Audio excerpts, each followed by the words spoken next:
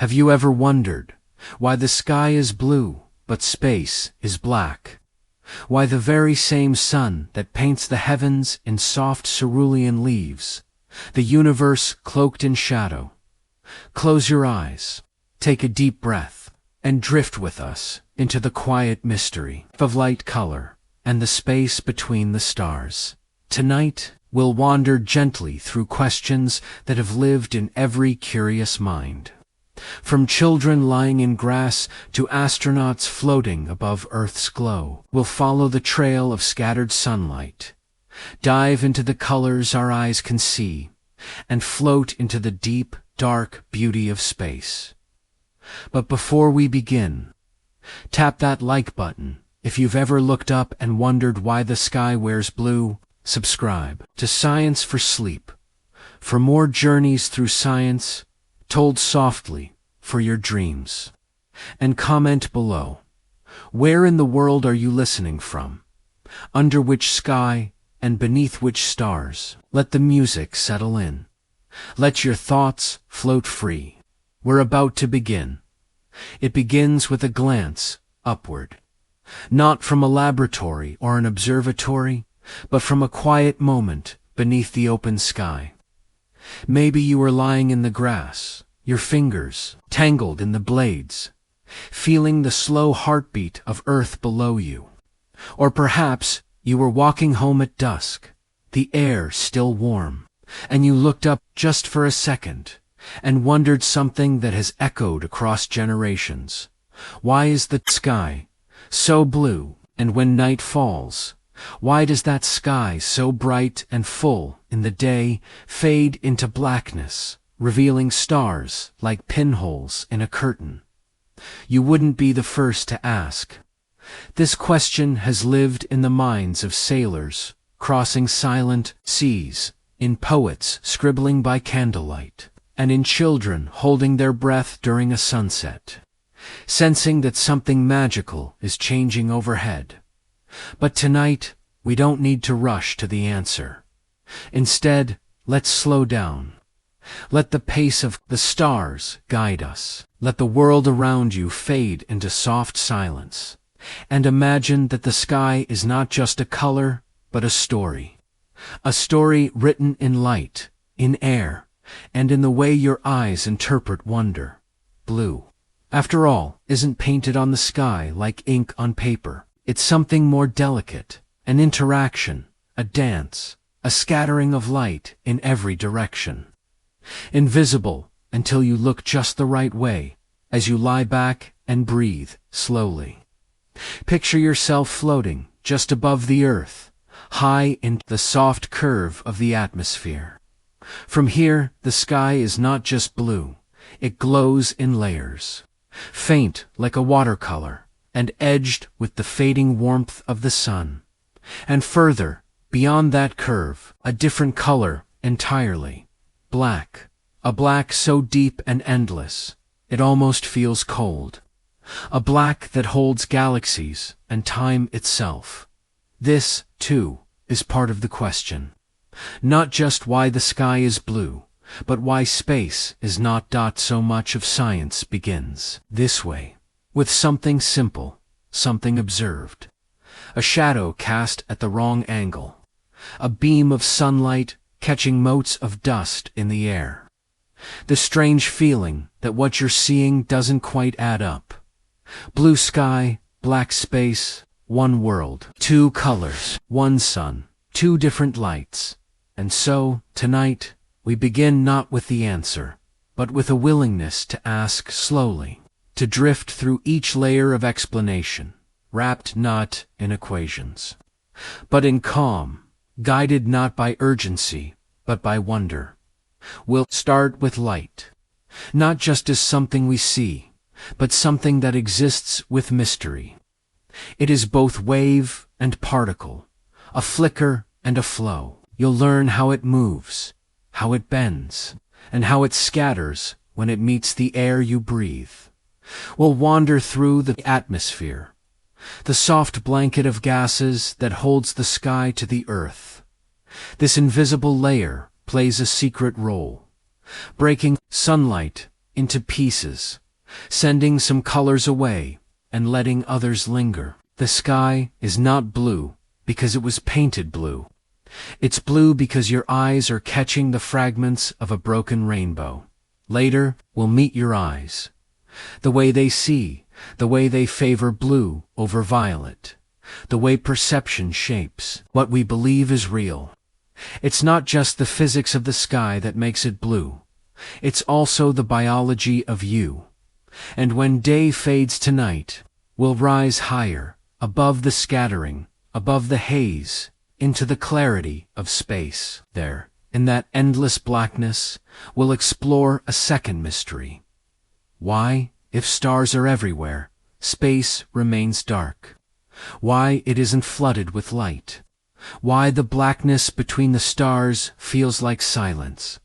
We'll drift through ancient paradoxes and expanding space. We'll learn why starlight doesn't reach every corner, and how the universe, though full, still carries shadows. But for now, stay with the question. Let it rest gently in your thoughts. Feel the calm of not needing an answer yet. Feel the slow rhythm of the earth turning beneath you, carrying you under skies that change color with the hour, but never with their awe. You don't need to be a scientist to wonder. Wonder is older than science. It's what leads us to science. The first humans who looked up and asked why didn't have telescopes or satellites. They had only their senses and their stories. They watched the sky and told tales of gods and spirits, of celestial oceans and invisible threads. Though the stories were different, the feeling was the same. A kind of soft confusion, a desire to reach into the sky, even if only with thought. Tonight, we do the same. Only now we know a bit more. We can name the wavelengths, measure the molecules, simulate the scattering, but knowing hasn't taken away the magic. If anything, it's deepened it, because when we understand that blue sky is the result of sunlight being broken apart, and that space is black, not because there is no light, but because that light is not scattered into our eyes, we begin to see that everything is connected. Light, air, you, dot. And maybe that's the real beauty.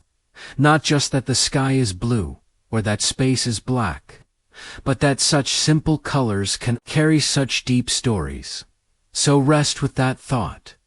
As this chapter closes, let your breath fall into rhythm with the quiet air. You've looked up, you've asked, and now the journey begins. Next we'll meet the traveler of this entire tale, the artist behind every color, every shadow, and every spark. We'll meet the thing that moves faster than anything else in the universe. Light itself, not everything we see, is what it seems. Take light, for example. It fills our days, warms our skin, reveals color, and dances on water. It touches your face each morning and slips away each evening. And yet, for something so familiar, light is still deeply strange. You think you know it, but what is light, really? To answer that, let's step into stillness. Let the noise around you dissolve like morning fog. Picture yourself standing in a dark room, utterly silent, until suddenly a single beam of light breaks in. Not with a bang, not with a flash, but like a thought. Subtle, but powerful. That beam is not just brightness, it is information. It carries color, energy, and memory across empty space. From the heart of the sun to the surface of your skin. And it has no weight, no rest, no slowing down. Light travels at the fastest possible speed in the universe. 299,792 kilometers per second. As if it knows it must keep going or stop existing entirely. But even that speed doesn't explain what light is. Scientists call it electromagnetic radiation. A wave that travels through space without needing anything to push against. Not water, not air, not anything at all. Imagine a wave of electric and magnetic fields folding into each other, moving forward like a ripple of pure energy. Yet here's where it gets stranger. Light isn't just a wave. It's also made of particles, tiny packets of energy called photons. One photon might travel from the surface of a star through billions of miles, through the vacuum of space, just to end its journey in your eye. And in that instant, your brain turns that photon into sight, into color, into meaning. So which is it, wave or particle? The answer, softly and simply, is both. Light is what physicists call a wave-particle duality. It behaves like a wave when it moves, like a particle when it interacts. That's not something we're used to in everyday life. A stone is a stone. A ripple is a ripple, but light. Light is a whisper of both, depending on how we look. This duality is part of what makes light so mysterious and so beautiful now. Imagine stretching that wave out in your mind, longer and longer. If you stretch it far enough, it becomes radio. A little shorter, microwaves. Shorter still, infrared, the gentle warmth you feel from a fire. Then a narrow band appears. Visible light. This is the part of the spectrum your eyes can see. Red on the long end. Then orange, yellow, green, blue, indigo, and violet at the short, tight end. These aren't just names from childhood memory. They're literal wavelengths. Red light stretches around 700 nanometers, while violet folds tightly at around 400 nanometers. Beyond violet lies ultraviolet, too short for your eyes, but not for your skin. Then come X-rays, then gamma rays, energies beyond color, beyond sight, and yet all of this spectrum, is light. What we call color is just the way our eyes interpret different wavelengths of light. No color exists on its own. A blue sky isn't made of blue. It's made of white sunlight, broken into pieces. Your brain does the rest.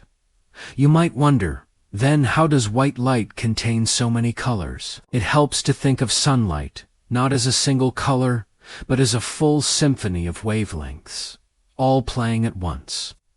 When nothing interrupts them, the result is white, pure, balanced. But when something gets in the way, glass, water, air, that light is bent, scattered, or filtered. And that's when the colors reveal themselves. You've seen this in a rainbow. Sunlight meets rain, and the droplets bend the light just enough to spread it apart. Refraction, each color bends a little differently, so the full hidden spectrum stretches across the sky like a quiet miracle, and the same principle lives behind the blueness of the sky. But we're not there just yet. We're still with the light itself, the traveler, the painter, the silent storyteller. Light has no mass, no charge, and no rest.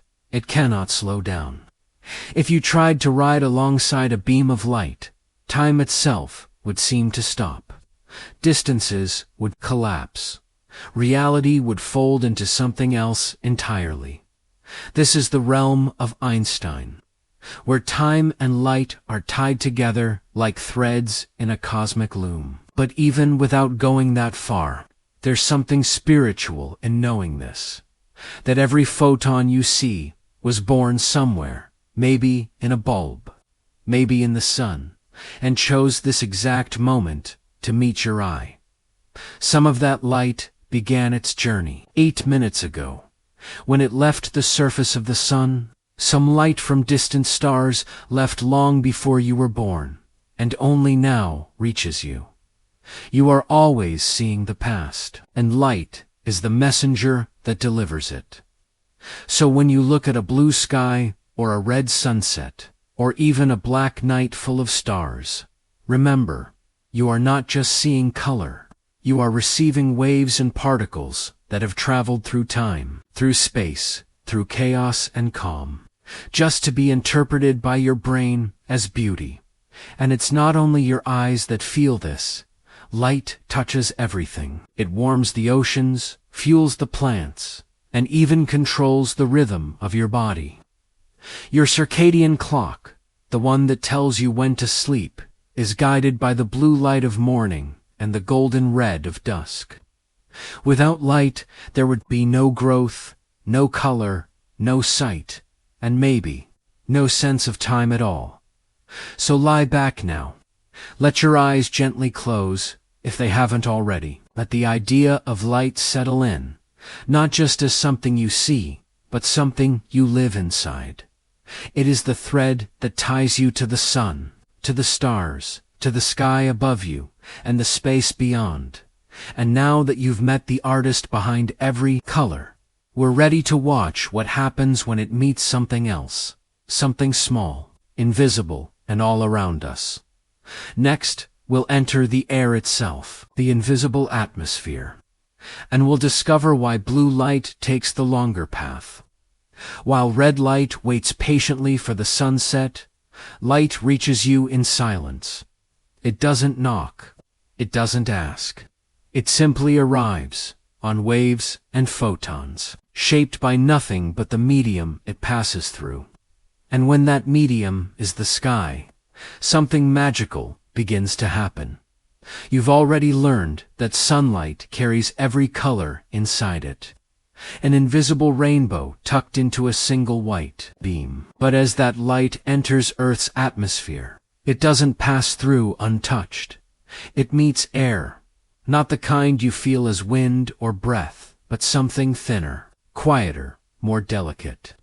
Tiny molecules of nitrogen and oxygen, drifting like invisible dancers in every direction.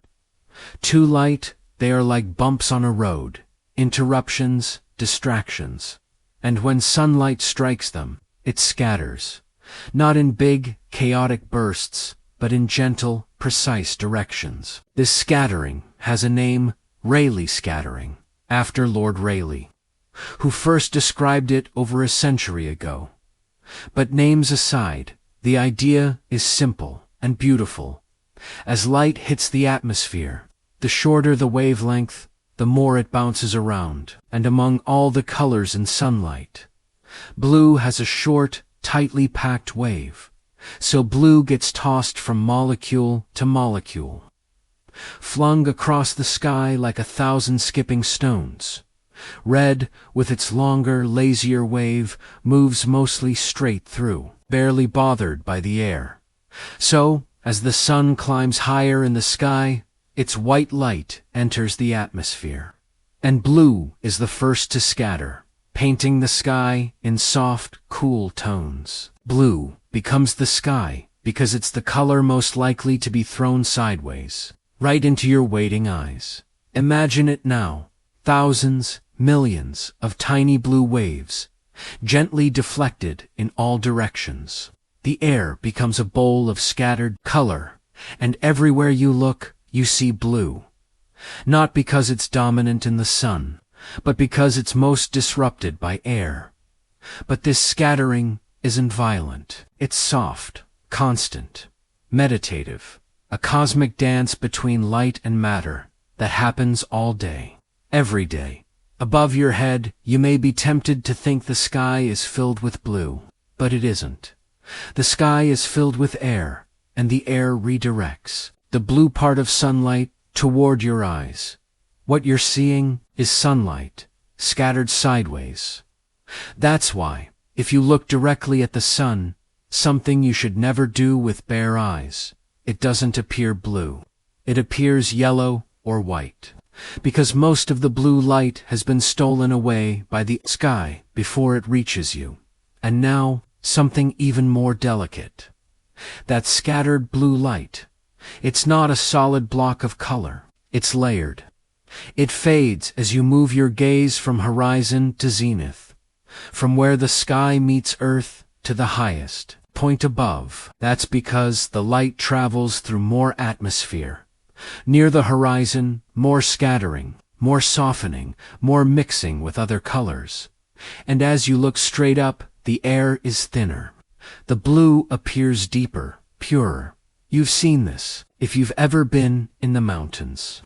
Higher altitudes mean less atmosphere, and the blue becomes darker, almost like velvet. Astronauts, just above the last wisps of air, see the thinnest glow of blue before the world turns black.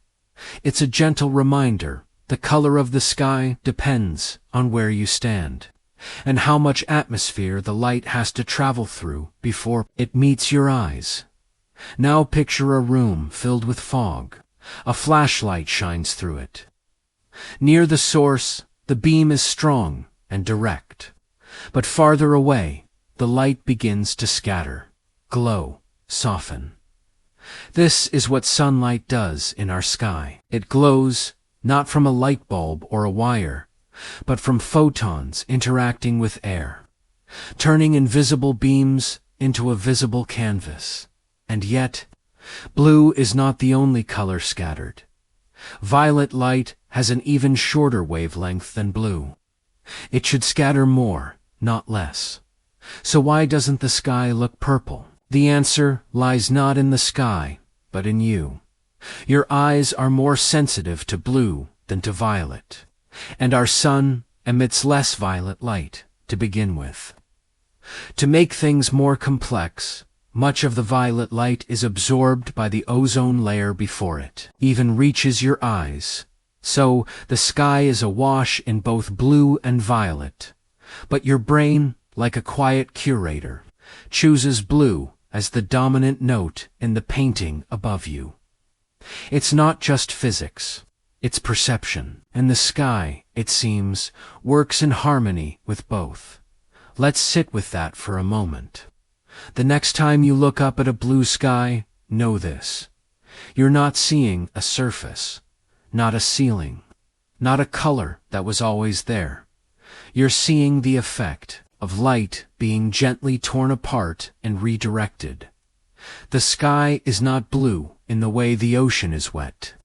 It is blue because light is restless and air is persuasive.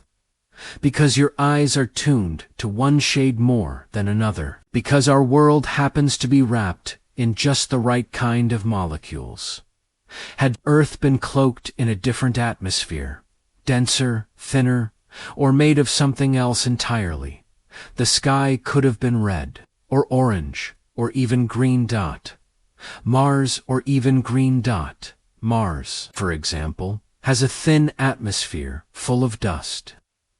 At sunset, the Martian sky turns blue-gray, while the rest of the day it remains more muted, like a hazy tan. Titan, one of Saturn's moons, has a sky thick with haze. Its light glows golden-orange.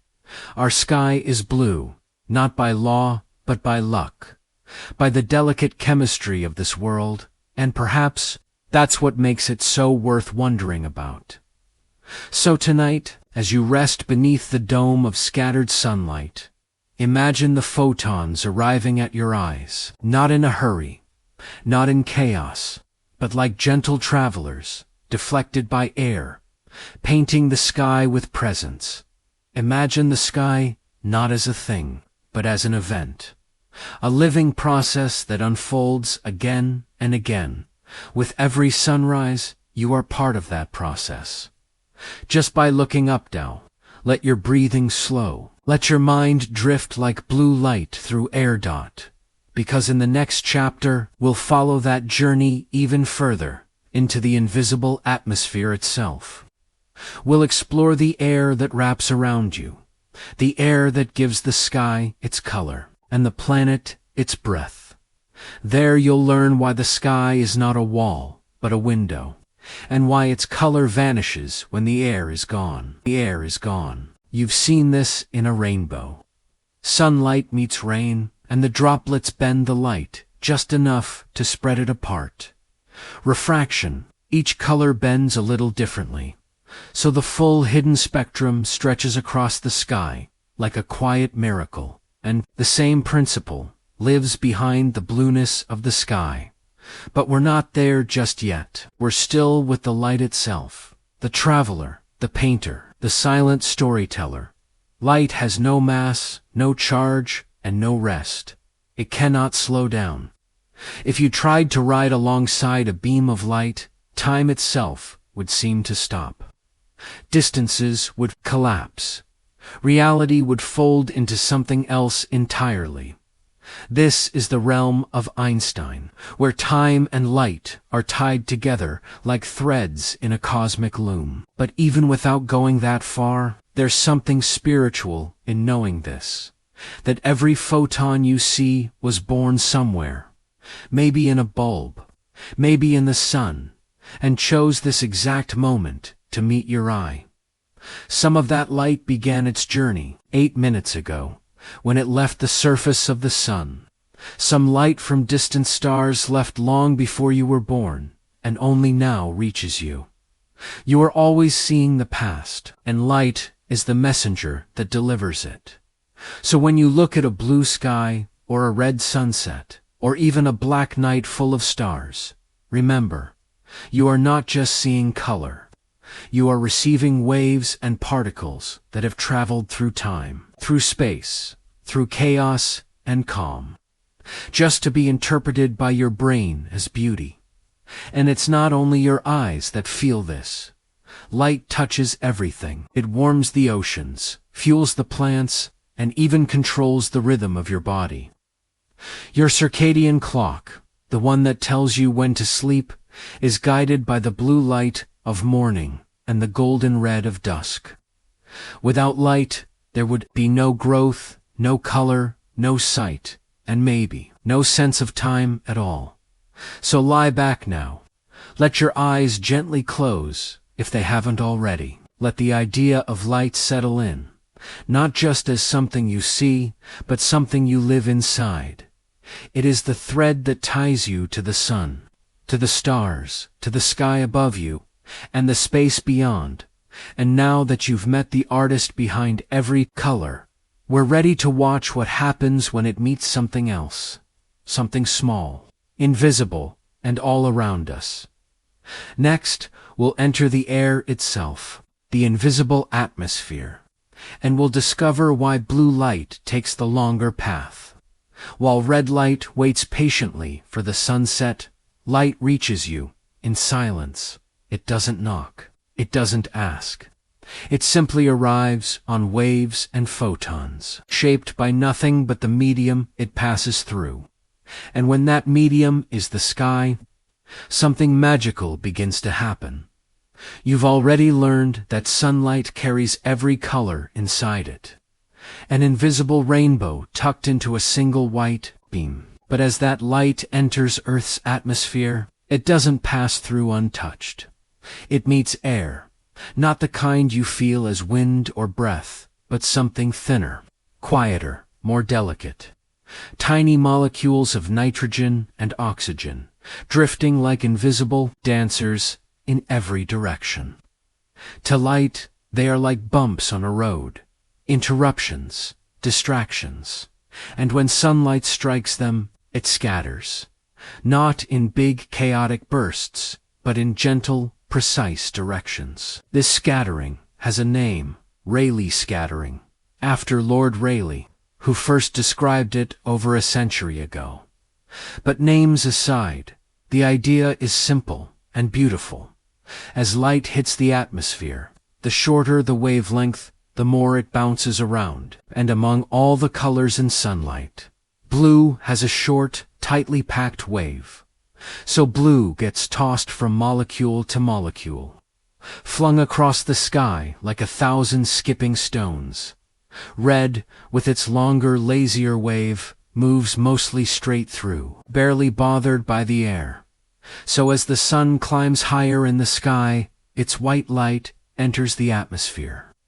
And blue is the first to scatter, painting the sky in soft, cool tones. Blue becomes the sky because it's the color most likely to be thrown sideways. Right into your waiting eyes. Imagine it now.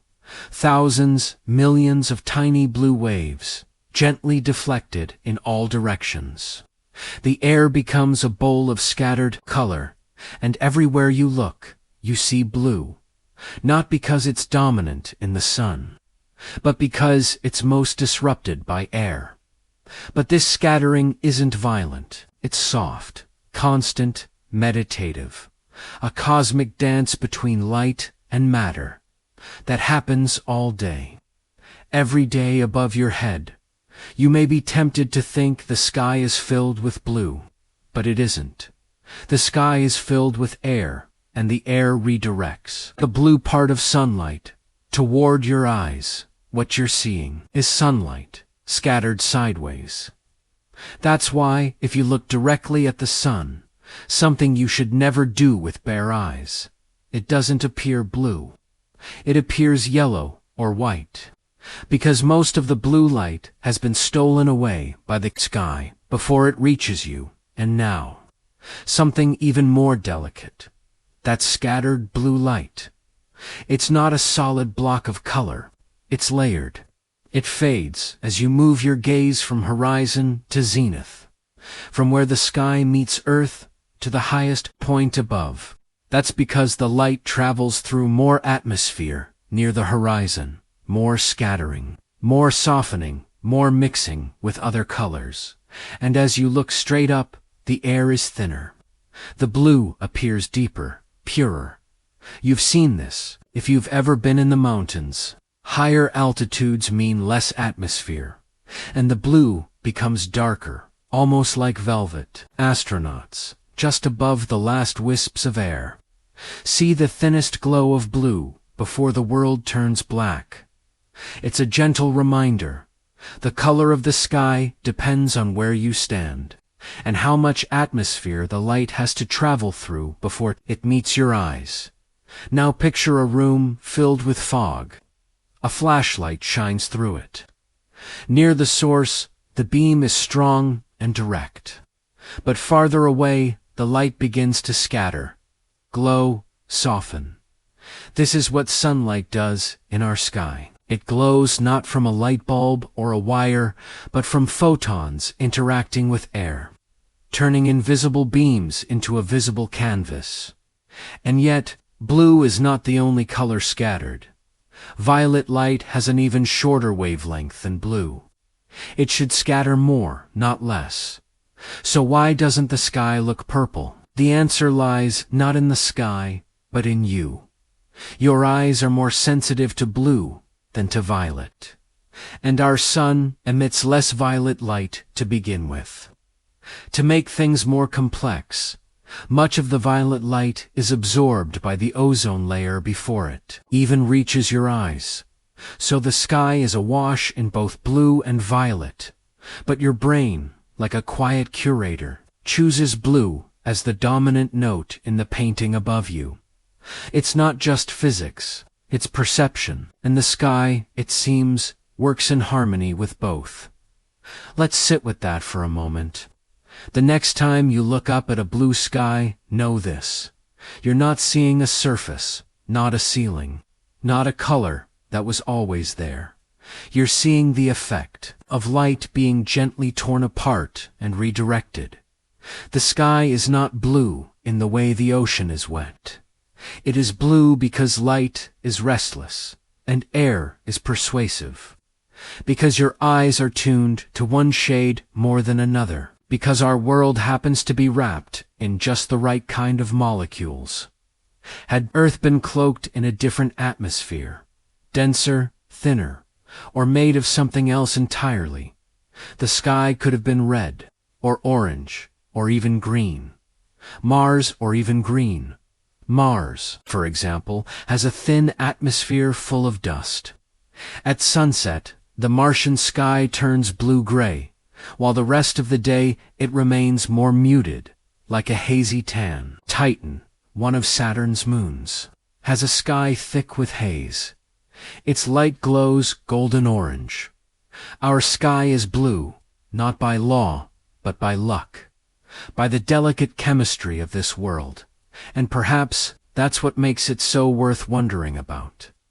So tonight, as you rest beneath the dome of scattered sunlight, imagine the photons arriving at your eyes, not in a hurry, not in chaos, but like gentle travelers, deflected by air, painting the sky with presence. Imagine the sky not as a thing, but as an event, a living process that unfolds again and again, with every sunrise. You are part of that process, just by looking up. Now, let your breathing slow. Let your mind drift like blue light through air. Because, in the next chapter, we'll follow that journey even further, into the invisible atmosphere itself. We'll explore the air that wraps around you, the air that gives the sky its color, and the planet its breath. There, you'll learn why the sky is not a wall, but a window, and why its color vanishes when the air is gone. The air is gone. Breathe in slowly. The air around you is quiet, invisible, and taken for granted. But without it, the sky would not be blue. There would be no sunsets, no soft glow at dawn, no veil between you and the stars. This air, this unseen layer, wrapped around the earth, is the silent architect of the sky's color. It bends the light, it softens the sun, and it shields you from the void. You don't often think about the atmosphere. It has no scent, no form, no shimmer. You walk through it every day as if it weren't there, but it is. From the tips of the tallest mountains to the edge of space, the atmosphere clings gently to Earth, like a breath held in slow suspension. It's thinner than you might imagine. If the Earth were a basketball, the atmosphere would be no thicker than a single coat of varnish, and yet, within that fragile layer, all weather, all wind, and all color is born. Let yourself imagine it now. You rise gently above the surface, like a feather on a still current. As you drift upward, the air begins to thin. At sea level, it's dense and full molecules, packed closely, bouncing in every direction. But with every meter higher, the space between molecules grows. The pressure drops, the breathing grows lighter. Up here, above the cities and clouds, you begin to see something change. The blue sky, once full and solid, begins to fade. The light dims, the color softens. Keep floating. Soon you're at the edge of the stratosphere. Below you, weather and birds and airplanes. Above you, almost nothing. The sky now is no longer the rich blue you knew as a child lying in the grass. It is a darker shade, touched by indigo. The blue is still there, but it's slipping away. And then, higher still, past the last wisps of breathable air, the blue vanishes completely. Now, space begins, and just like that, the transition is clear. The sky was never a thing. It was a result of light meeting air. And now, without air, there is no more color above the atmosphere. The sun still shines. It still sends its photons in every direction. But here, there is nothing to catch them, to scatter them sideways into your waiting eyes. So even when you stand in the full blaze of sunlight, as astronauts do on the moon, the sky above remains black. Not because light is missing, but because the air is. It's air that does the work, air that scatters blue, air that makes the sky feel alive. Think of the atmosphere as a soft lens. It filters sunlight, bends starlight, and scatters the blue part of every day into a canopy above you. It's made mostly of nitrogen and oxygen, tiny molecules that are just the right size to scatter the shorter wavelengths of light. Blue and violet are scattered the most. But your eyes, attuned more to blue, see it as the dominant note. Now think of this. Without the atmosphere, there would be no sky, No cloud to drift, no rain to fall, no horizon to fade into blue. The stars would shine, even at noon. The sun would rise into blackness. The earth would be illuminated, but never colored. The atmosphere is what turns light into experience. It filters harsh rays like ultraviolet and X-rays, protecting your skin and eyes. It diffuses light, so shadows are soft. It holds water, heat, and breath, and still. It's easy to forget. So tonight, remember, the sky you see is not just sunlight. It is sunlight passing through air. Each molecule of nitrogen and oxygen is like a tiny prism, bouncing blue light in all directions. The more air the light travels through, the more it scatters. That's why, as the sun moves lower in the sky, the light has to pass through more atmosphere, scattering more blue, letting the reds and oranges stay behind. But we'll come to that later. Right now, let's stay with the air, this invisible layer that wraps the planet, like a shell made not of glass, but of gases and light. And if you've ever flown in an airplane, you've seen it yourself. As the plane climbs, the sky deepens. What begins as pale and bright becomes darker, sharper. The horizon bends, the clouds fall away, and up there, closer to the edge, you begin to see what lies beyond the sky, the deep velvet of space. Astronauts describe it as profound. The earth below glows in blue and white, but the sky above them, silent, dark, infinite. And that contrast, blue below, black above, tells the whole story, because space is not far away. It's just beyond the last breath of air. You are never more than 100 kilometers, about 62 miles from the edge of the sky. That's where the blue stops. That's where the scattering ends. And from there on, light travels, unbent, unfiltered, unscattered. So if you were to stand there at the edge, you'd see the curve of the earth glowing blue, while space around you stretches into shadow, and the stars, they'd be visible, even in daylight, because without air, the light from distant suns is no longer lost in scattering. It reaches your eyes directly. The sky is not blue because it blocks the stars. It's blue because the scattered sunlight is brighter than starlight. Let that settle in. You are surrounded by light. Even when you see darkness, light is always there, just hidden or moving in ways your eyes can't follow. And the atmosphere, it's the translator. It catches light, bends it, scatters it, and turns it into color. You can feel, so breathe in again. This air is not just for lungs. It's for vision, for color, for comfort, for a sky that holds you gently in the light of day. And as you rest beneath this layer of dancing molecules, know that the sky's color is temporary, not fixed, but born each day when sunlight meets air. And when the sun begins to fall, that scattering begins to shift. Blue fades, orange and red begin to take its place. And in the next chapter, you'll follow that transformation, from day to dusk, from scattered blue to the secret fire of sunset.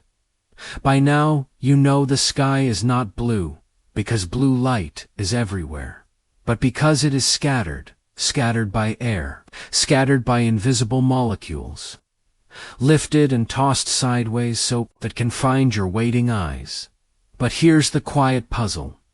Violet light is scattered even more. Its wavelength is shorter, tighter, more easily diverted by the atmosphere. So if the rules were followed precisely, the sky should be violet, not blue. Yet, when you look up, you do not see a violet sky. You see a world painted in soft, familiar blue. Why? The answer, like most truths in nature, is not just in the physics. It's in the eyes that receive the light. So let's close our own for a moment and drift gently inward. Breathe slowly. Let your awareness settle behind your eyelids. Let's explore, not the sky above you, but the eyes within you, inside. Nestled safely in the curved chamber of your retina are cells that do the seeing, tiny, living instruments tuned to the spectrum of light. They come in two kinds, rods, which see shape and motion in the dark, and cones, which sense color in the light. There are 3 types of cones, each tuned to a different slice of the spectrum. One prefers long wavelengths, like red. One is drawn to medium waves, like green, and one to the shortest, sensing blue and violet. But there's a quiet twist. Your blue cones are not finely tuned to violet. They detect some of it, yes, but not much. And the violet cones, the ones that could theoretically see more, you don't really have them. So even if violet light is dancing all around you in the atmosphere, your eyes don't hear the music clearly. The notes are there, but the instrument is not quite built to play them. But that's not the only reason. The sky isn't violet. There's also the sunlight itself. The sun does not emit all colors equally. Its energy peaks in the yellow-green part of the spectrum, and while it does send out violet light, it sends less of it than blue. Even before the sunlight reaches Earth, there's already less violet to work with. So by the time it hits the atmosphere and begins to scatter, the blue wavelengths have a slight numerical advantage. Still, there's one final protective layer that removes even more violet: the ozone high above you in the upper atmosphere. Ozone molecules absorb the shortest wavelengths of sunlight, including much of the violet and ultraviolet light. They act like a silent filter, guarding your skin and shielding your eyes. By the time sunlight reaches your field of view, much of the violet light has been absorbed, muted, softened, or passed over. What's left? Blue, scattered in all directions. Blue, picked up by your cones. Blue, assembled by your brain into the image of sky. So the answer to this quiet question, why isn't the sky purple, isn't just about how light behaves. It's also about how you do. Your biology and the atmosphere are in gentle collaboration, shaping the color of the sky you see. It's not just the light that's sculpted, it's your perception. And isn't that a beautiful idea? That what you see is not just a passive reception of the world, but an active creation. Your eyes don't just observe color, they construct it. They blend the scattered waves into experience. They interpret, soften, and sometimes filter, and so you walk beneath a blue sky, not because that's what's truly out there, but because that's how your body, your senses, translate the physics of light into something human. It's easy to believe that science answers questions with facts and numbers alone, but here you can feel it. Science is just as much about feelings, about how the color of the sky can evoke calm, about how understanding it can bring comfort, about how your body and the cosmos are linked by something as soft as scattered light. Tonight, as you rest, think of violet not as missing, but as present, just out of reach. It's still there, woven into the air, into the color mix of the sky, but held just below the surface of your awareness. Like a note you can almost hear, like a word on the tip of your tongue, like a dream that fades when you wake. And maybe that's what makes the sky so poetic. It isn't only what's visible, but also what's nearly, almost barely there, now. Breathe out slowly. Let the knowledge of violet scatter like dust on a sunbeam. Because just as blue fills the day, it also fades. And when the sun begins to fall, when the light stretches longer across the horizon, the blues are the first to disappear. Their short waves are scattered into oblivion, and what's left behind are the warm tones: red, orange, gold. It's sunset's turn, and in the next chapter, we'll step into that golden hour. We'll drift into the long light of evening, and discover why the day doesn't end in blue, but in fire. There's a moment in the day when time seems to slow. The world softens, shadows stretch, and the sky, once bright and blue, begins to burn, not with flames, but with color, deep, rich, and golden dot sunset. You've seen it from rooftops, from windows, from quiet walks home. You've paused just for a moment, as the light turned orange, then red, then something almost beyond words. But have you ever wondered why the day ends in fire? To understand, we begin not with color, but with distance, as the sun lowers toward the horizon. Its light no longer travels straight down through the sky. It begins to slide across the curve of the earth, passing through more and more of the atmosphere before it reaches you. That means it must journey through a thicker slice of air, longer than when the sun is overhead. And this matters because, as you now know, air molecules scatter short wavelength light, the blues and violets. So when the sun is high, blue light is scattered sideways into your eyes, and the sky glows in soft cerulean. But when the sun sinks low, the blue and violet light are scattered away completely before they reach you. They're lost, sent elsewhere across the sky. What remains? The longer wavelengths: red, orange, gold. These waves move more smoothly through the thickening atmosphere. They resist scattering. They survive the long path to your eye. And so, as the sun sets, it begins to glow in warmer tones. Not because the sun itself changes color, but because of what is left behind. It's a kind of filtering, a natural atmospheric prism, removing the cool and keeping the heat. The result is the fiery sky you see at dusk. But sunsets are never just one color. They shift, minute by minute. The palette deepens. Pale gold becomes amber. Orange deepens into crimson. And if the clouds are just right, the sky blooms with violet, magenta, and silver gray. These colors are the result of light scattering and bouncing, not just through clean air, but through particles, dust, and droplets. Even pollution can add to the effect, creating deeper reds, more vivid oranges. Volcanic eruptions, forest fires, or desert winds can fill the atmosphere with fine ash or sand, shaping sunsets into something otherworldly. So each sunset is a unique painting shaped by physics. Yes, but also by conditions, by weather, by moisture, by where you are in the world, and what's floating in the air above you. And there's something else, something quieter. Sunsets, slow time. They invite stillness.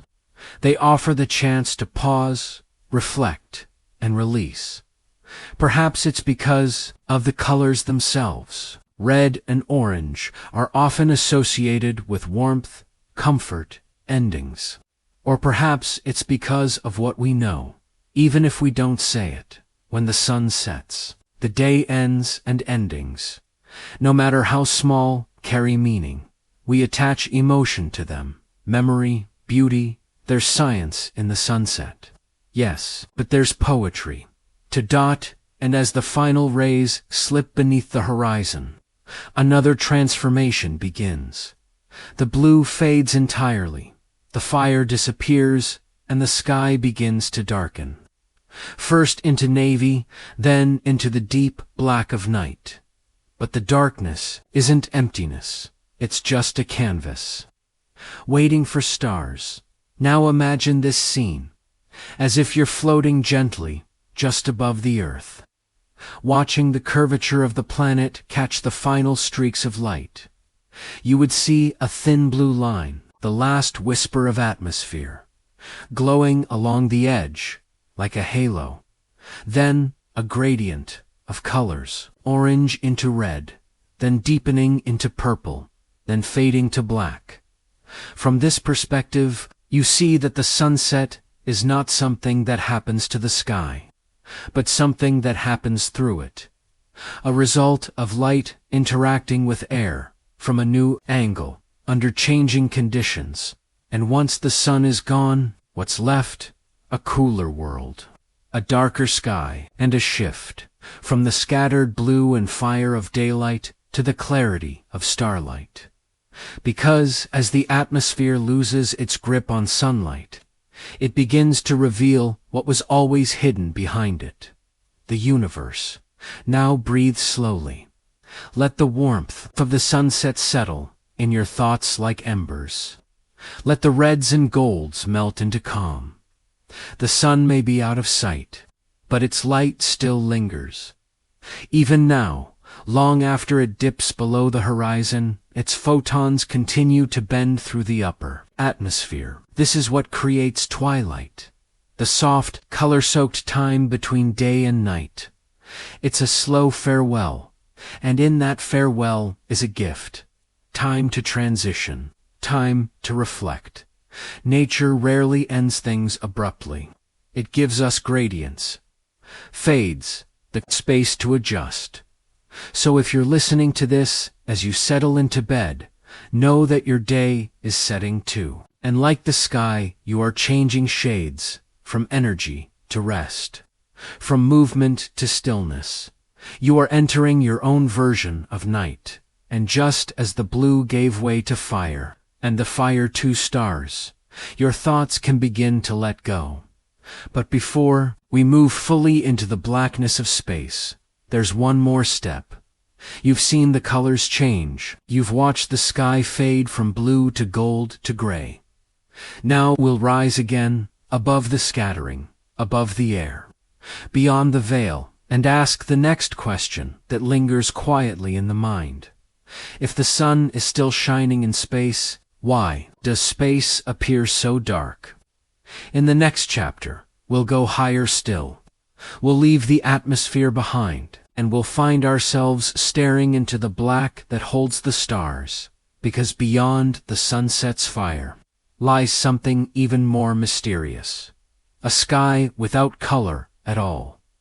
Imagine now that you are no longer lying in your bed, but gently floating upward, rising through the atmosphere, past clouds, past wind, past the scattering light. You drift above the blue sky, through the golden veil of sunset, and into something quieter.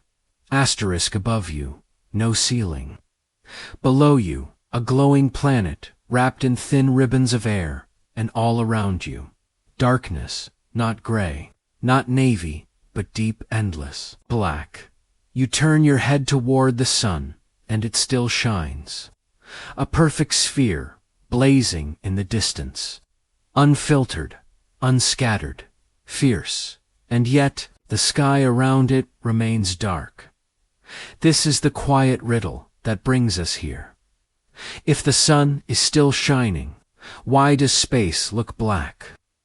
Asterisk to answer this. Return to what you've learned. On Earth, your sky is blue because air molecules scatter sunlight in every direction.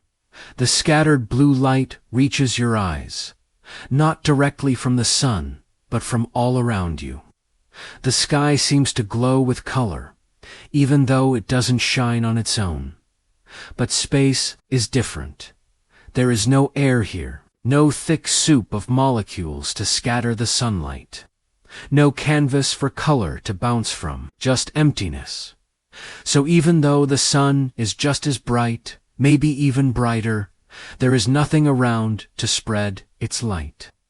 Sideways into your field of vision, light in space travels in straight lines, untouched, until it strikes something directly, If your eyes aren't in the path of that light, if it doesn't hit your retina, then you see nothing.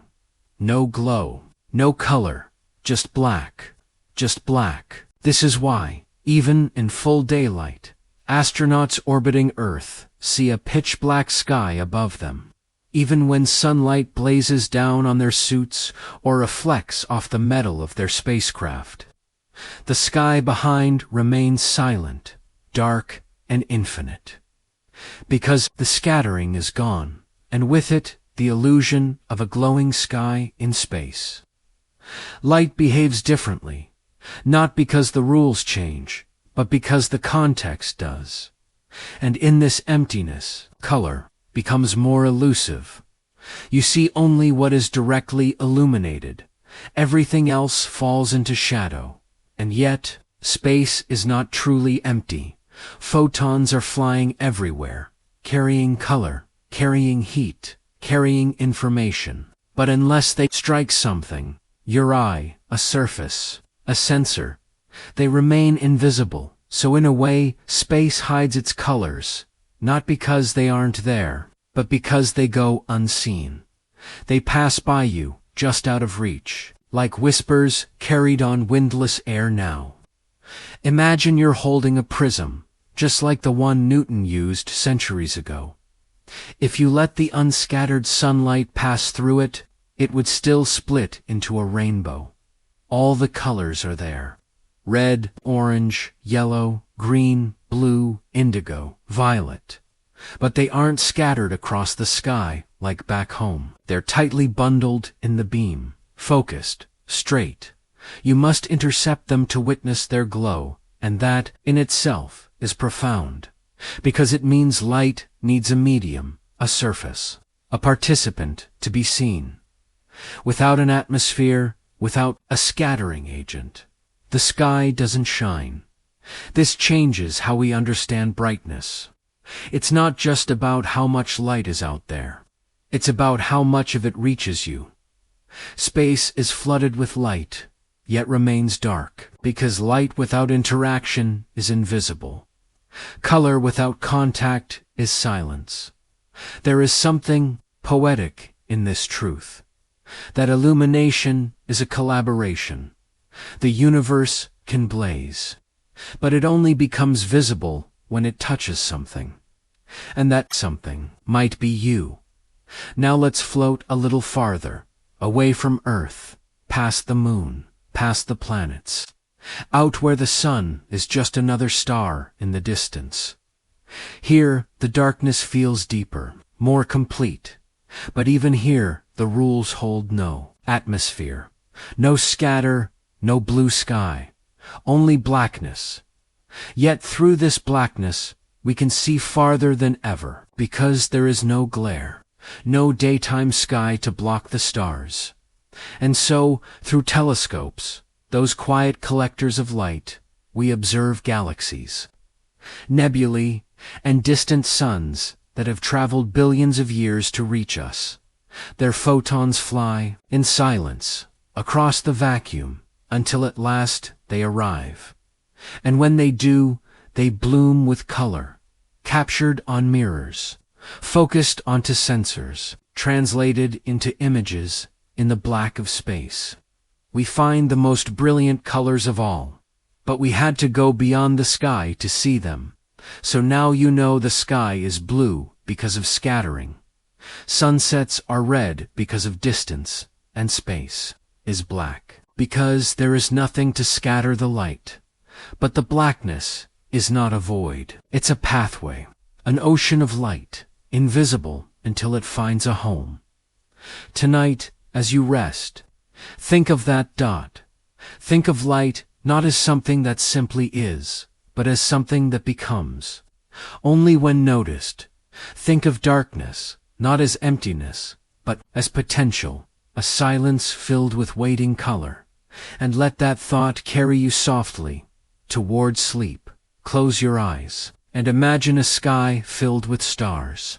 Not the way we see them, sparse, scattered, flickering quietly in a dark velvet night, but densely packed, a sky so full that every inch is painted with light. No shadows between the stars.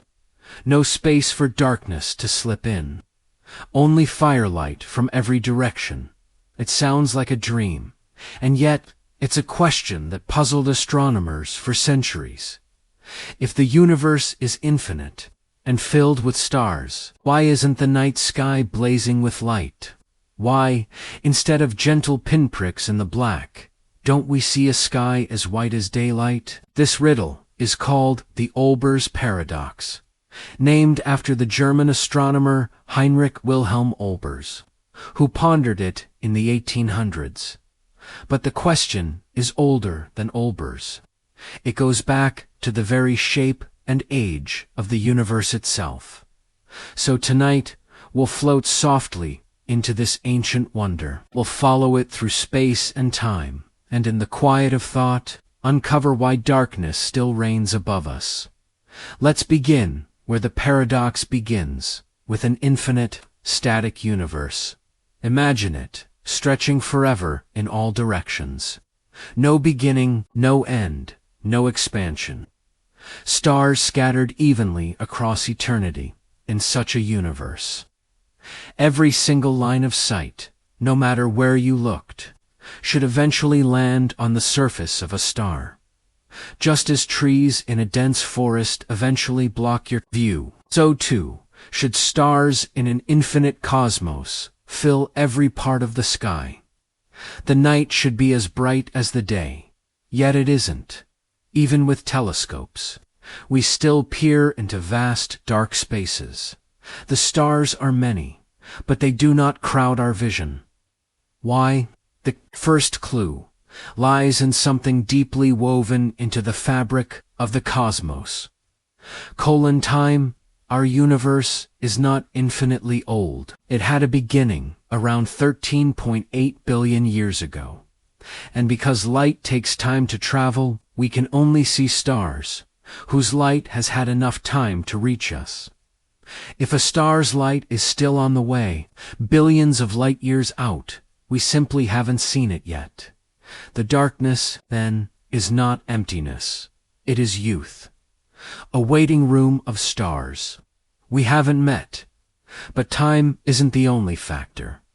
There's something else. Something more dynamic. More surprising. The universe is expanding. Space itself is stretching. Not like an explosion from a single point, but like dough rising, carrying galaxies farther apart. And this expansion has a profound effect on light as space stretches. So does the wavelength of the light traveling through it. This is called redshift, and it pushes light into longer, lower energy wavelengths. Some light becomes so stretched that it no longer sits in the visible part of the spectrum. It slides into the infrared or even into microwave territory, like the faint cosmic microwave background we still detect today. A whisper from the birth of everything. So even if light from distant stars is out there, the expanding universe pulls much of it out of the range of human eyes. It's still shining, but it arrives cold, invisible, and far between. And then there's dust.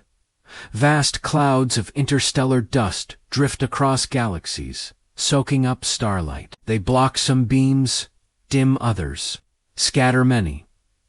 You might think this solves the problem, but it doesn't, because dust absorbs energy, but it also re-radiates it as heat. Eventually, in a perfectly infinite static universe, everything would heat up to the same glow. There would still be no darkness. So again, we return to expansion and to time. The true solution to Olbers' paradox is a combination of many truths. The universe had a beginning, yet is finite in age. Even if not in size, it is expanding, changing the light that reaches us, and it is evolving with stars being born and dying over time in this living, changing universe. Darkness is not a mystery. It is a message.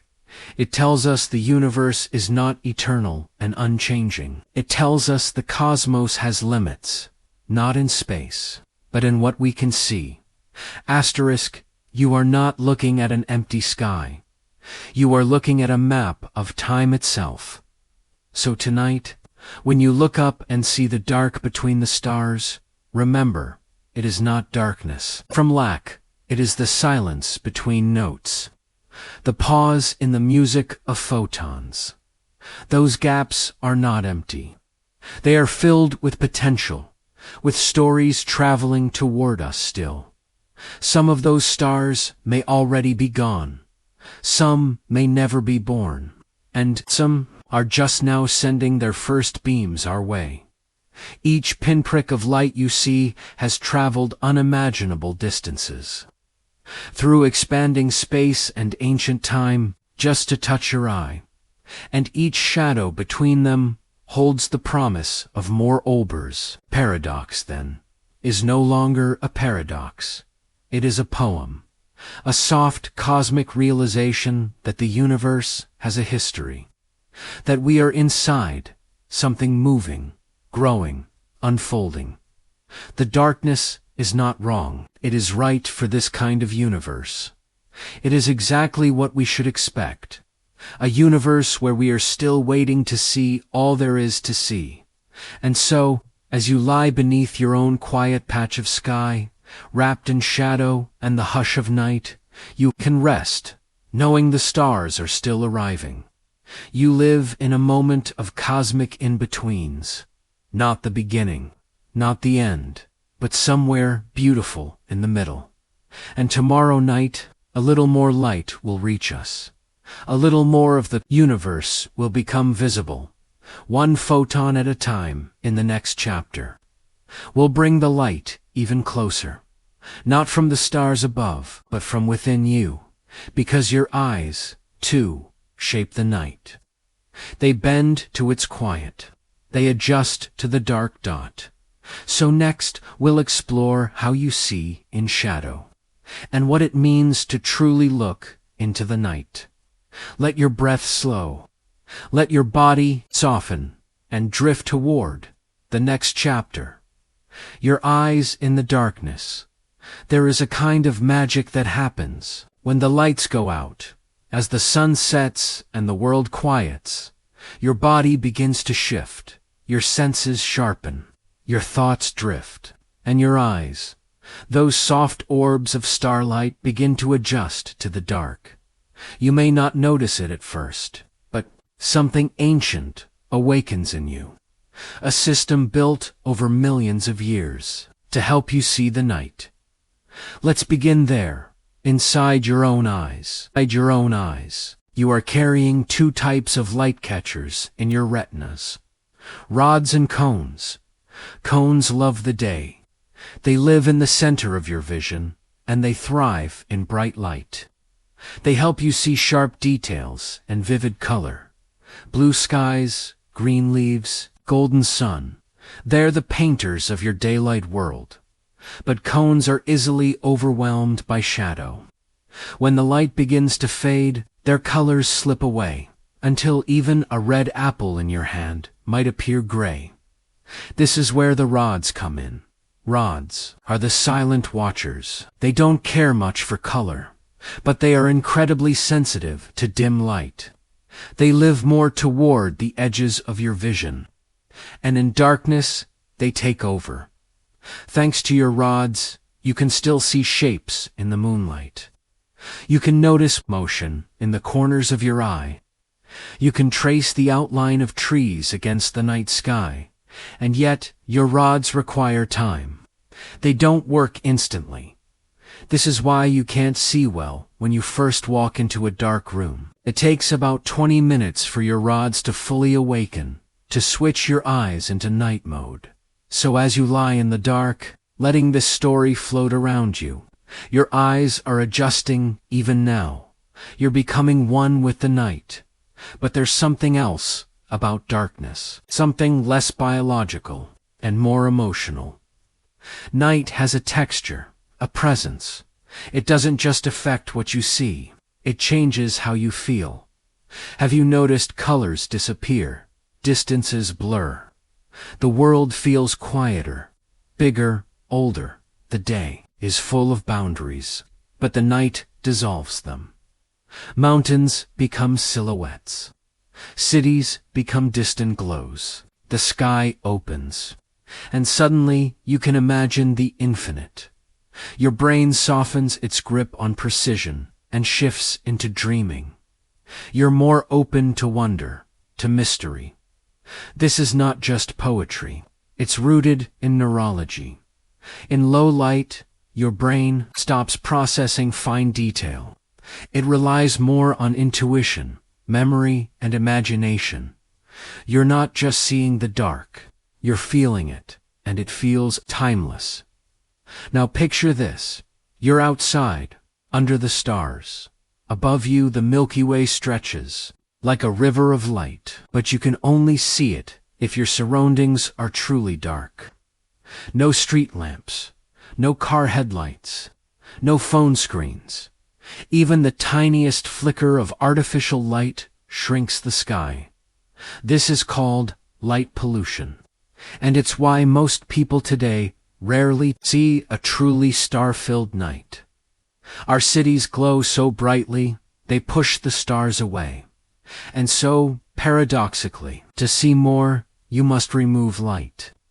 To perceive the sky's deepest beauty, you must let darkness in. And here's something extraordinary. You're not seeing with your eyes alone. Even in complete darkness, when no photons reach your retina, your brain sometimes creates images. Ever noticed little shapes or sparkles when your eyes are closed? That's called phosphene activity. Visual noise from your brain. It's your mind's way of filling in the blanks. The darkness, then, is not truly empty. It's a canvas your brain paints on. You are part of the sky's story, not just watching it, but interpreting it, shaping it, feeling it. So now, as you lie here gently listening, perhaps with your eyes closed or the room dim around you, know this: you are a creature of day and night. You were made for the blue skies of morning and the infinite shadows of space. Your eyes are a bridge. They carry you between worlds. And when the stars emerge in the black, they are not piercing the darkness. They are reminding you that you can see through it. In our next chapter, we'll leave the surface of Earth behind and rise up, until we see our planet from space. What does Earth's sky look like from orbit? What color does the atmosphere become when seen from above? Join me as we drift into the next chapter. Earth's blue halo from space. Let the stars stay with you. Let the darkness stay soft. Let your breath rise and fall. Like the tide of the night, you're floating now, no ground beneath your feet, no ceiling above your head, only the hush of orbit, and the slow spin of the Earth below. You are in space, and for the first time, you see something most people never will. Not through windows, but through the eyes of astronauts. And the lenses of satellites that drift above the clouds.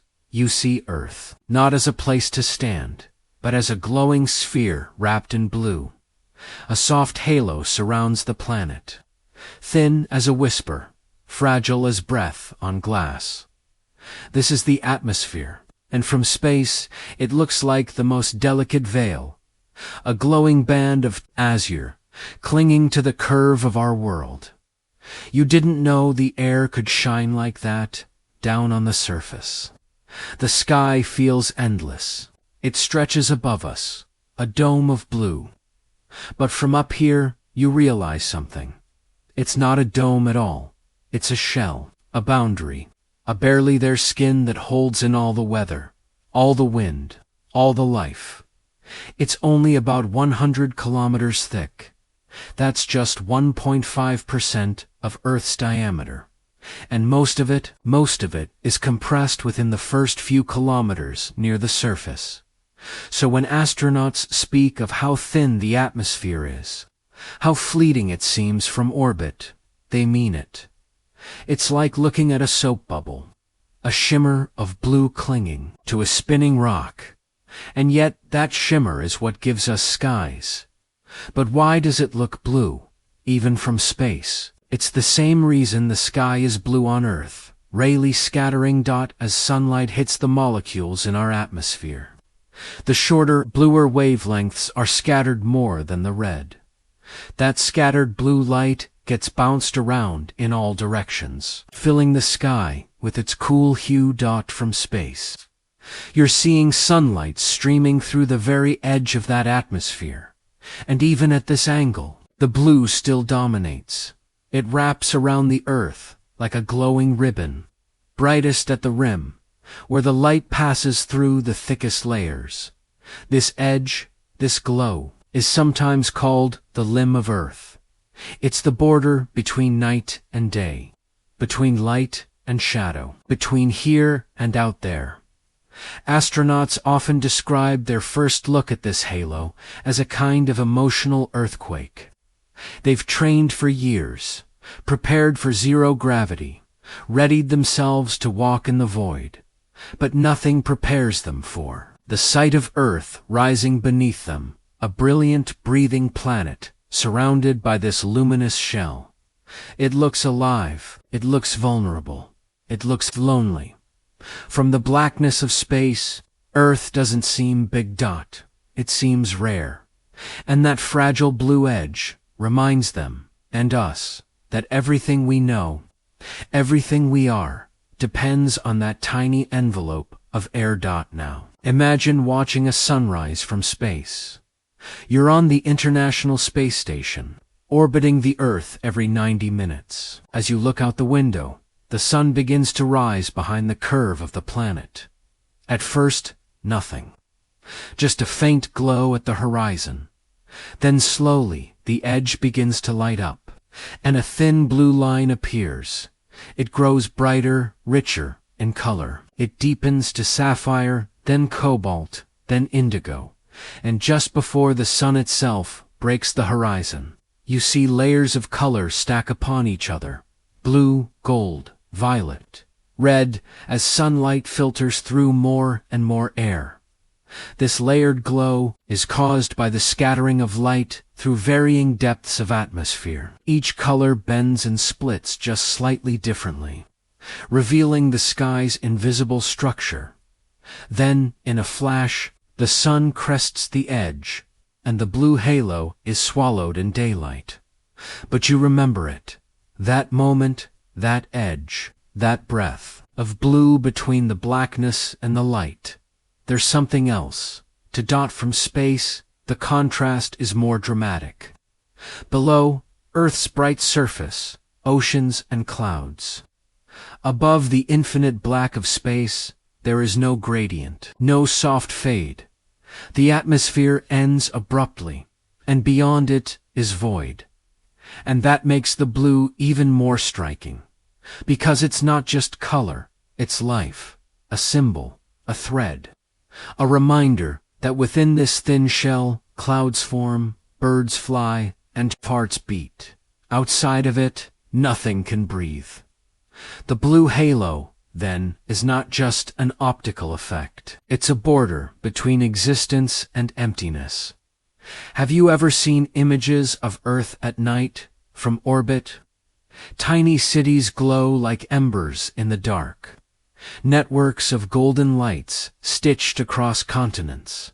But even more stunning, you'll sometimes see a faint greenish glow around the edge of Earth, a mysterious ribbon above the planet's curve. This is called airglow. It's caused by atoms and molecules in the upper atmosphere releasing energy at night. It's not as bright as auroras, but it surrounds the entire planet, subtle and soft. Even when all is dark below, the air itself glows another whisper of blue, another hint that the sky is alive. And so now you lie still, your breath gentle, your thoughts drifting far above the world. You imagine yourself looking back at Earth, watching its blue halo shimmer in the sun. You remember that what looks infinite from the ground is just a veil from above. You remember that the sky has an edge, and you're wrapped within it. In the next chapter, we'll explore skies beyond our own. What does the sky look like on Mars, on Titan, Saturn's icy moon, or on planets circling stars light years away? Let your imagination expand. Let your thoughts fly through alien. ATMOSPHERES. Close your eyes. Sleep easy, sky traveler. Your breath, your dreams, your stardust self, they all float in this halo of blue dot. Tonight, we travel further. Beyond Earth, beyond our moon, into skies no human has ever stood beneath. We will drift through atmospheres, alien and ancient, touch the winds of other worlds, and gaze up from their distant horizons. Because Earth is not the only planet with a sky, and blue is not the only color. Let's begin on Mars, the red planet. Its sky is not blue like Earth's. It wears a robe of rust and dust. On most days, the Martian sky glows butterscotch orange. That color comes from fine particles of iron-rich dust, swirling constantly through its thin atmosphere. These dust grains scatter sunlight differently than molecules on Earth, giving Mars its soft, dusty hue and sunsets. They are the reverse of ours. When the Martian sun sets, the sky fades to cool blue near the horizon, while the rest glows amber. It's as if Mars remembers Earth's sky in a backward dream. Now let's travel farther out, to Titan, the largest moon of Saturn. This is a place of thick air and golden fog. Titan has a denser atmosphere than Earth. It's rich in nitrogen, like ours, but filled with methane and organic haze. From Titan's surface, the sky is deep orange, muted, mysterious, almost like honey in twilight. Sunlight filters weakly through its thick clouds, and if you looked up, you wouldn't see stars. You might not even see Saturn. The haze hides the heavens, but above the clouds, the sky clears, and there, just beyond the fog, you'd find Saturn looming like a celestial crown. Vast, banded, and ringed a sky with secrets. Now drift with me into deep space, too. Exoplanets' worlds orbiting other stars. We've never stood on them. We've never breathed their air. But we can imagine. Take HD 189,733b, a gas giant 63 light-years away. Its atmosphere contains silicate particles. Yes, tiny grains of glass. As fierce winds roar at thousands of kilometers per hour, those glass particles scatter blue light. So much so that if you could see the planet from space, its sky might shimmer cobalt. But beware, this is not a calm place. Rainstorms here may not bring water, but showers of molten glass, driven sideways by hurricane winds. A sky of sapphire, with a heart of fire. Or imagine GJ1214b, a water world wrapped in steam. Its sky might be gray, cloudy, thick with vapor. The light of its star dimmed by a permanent overcast ceiling. And then there's WASP-1b, so close to its sun that its atmosphere is being pulled away, streaming behind it like smoke. Its sky might glow with carbon ash. Its day might burn like a forge. We don't know what its sky looks like, but we know it won't last. Some skies are temporary, just like moments, just like dreams. Back in our solar system, let's pause above Venus. So similar in size to Earth, and yet so utterly alien Its sky is thick with sulfuric acid clouds. The sunlight there is yellowed, the atmosphere heavy and hot. From its surface, the sky might appear as a pale yellow soup, with a sun faintly glowing through layers of cloud. It's always overcast, always soft, but stifling. If you stood there, you'd see no stars, no blue, no night. Venus has a sky, but no sky like ours. And then, just for a moment, imagine a sky on a world with two suns, like Kepler 1.6b, orbiting a binary star system. What would a sunset look like there? Would twin suns sink in different directions, casting shadows that cross? Would the sky bloom with colors we've never named? Would the stars appear later or earlier, or not at all? We don't know. But isn't it beautiful to wonder? And yet, for all these alien skies, there's something grounding about our own. That familiar blue, that daily arc of light across the heavens. The soft gold of sunset, the pale pink of dawn, the velvet black of night. Earth's sky is not just beautiful, it's perfectly tuned to our biology, our emotions, our sleep. It's a sky made for eyes like yours, for rhythms like breath, for dreams like this. So as you lie here, cradled in the quiet of the night, you carry more than one sky in your mind. You carry butterscotch Martian twilights, golden hazes from Titan, sapphire storms on distant gas giants, carbon-colored clouds and twin-star sunsets. You have traveled far, and yet you are still under Earth's sky. This one, right now, the air outside your window, the stars waiting above other skies, remind us just how lucky we are to have this.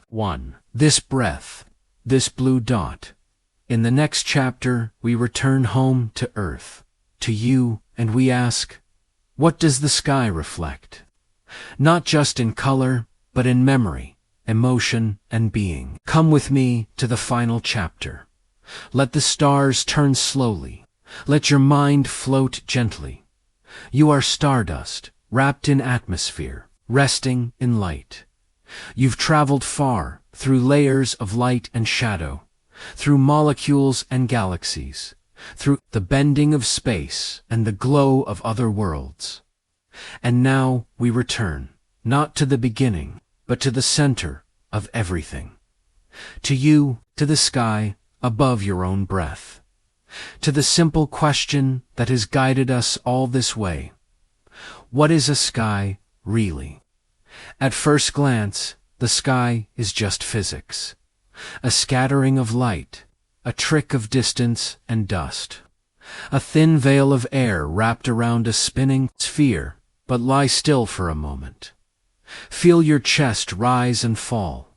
Let the silence deepen, and ask again, what is the sky to you? You've looked up since you were a child.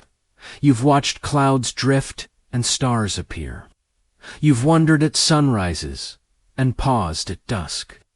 You've searched the sky for signs, for peace. For AOW, it is not just a place, it is a mirror.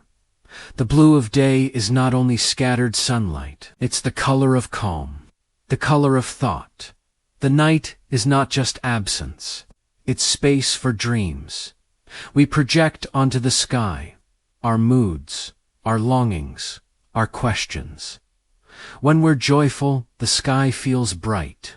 When we're grieving, the clouds seem heavier. We give the sky our feelings, and in return, it gives us perspective. The sky connects all things. It is the canvas above every human life. The same sky once looked down on ancient poets and early scientists, on inventors and lovers. On you, when you look up, you are never alone. Someone, somewhere, is looking up at that same sky from another city, another mountain, another sea. And even when the sky is hidden by clouds or roofs or closed eyes, it's still there, always there, like a breath you forgot you were breathing now. Imagine this. A baby opens their eyes for the first time and sees light scattering in soft blue above them.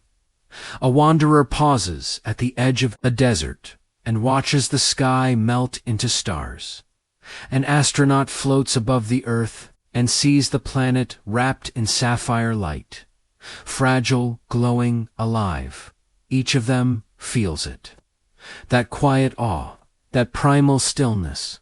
Because the sky is not just a phenomenon, it's a presence. Some people pray under it, some write songs to it. Others study it, measure it, chase it. But all of us are shaped by it. We wake with the rising sun. We sleep under its darkened dome. We mark time by the movement of its stars. Even your inner world, your circadian rhythm, is tuned to the sky. Light enters your eyes, whispers to your brain, tells your body when to rest, when to wake, when to heal. You are not just living under the sky, you are living with it. And then there is memory. Think back. Can you recall a moment when you stared at the sky and everything else fell away? A childhood picnic, a walk at dusk, a tearful goodbye at an airport gate. The sky was there, holding that memory, etching it into color and light. The sky doesn't just reflect physics, it reflects you, your questions, your stillness, your search for meaning. So what have we learned? We've learned that blue skies come from scattered sunlight, that space is black because of time, distance, and expansion, that your eyes carry rods and cones, like ancient watchers of light, that other worlds were different skies, orange, gold, cobalt, ashdot. But beneath it all, we've learned something quieter, that the sky is not just out there. It is in you, as you lie here now, bathed in the soft hush of night. Know this, the sky you see is the sky within, ever shifting, ever vast, ever still.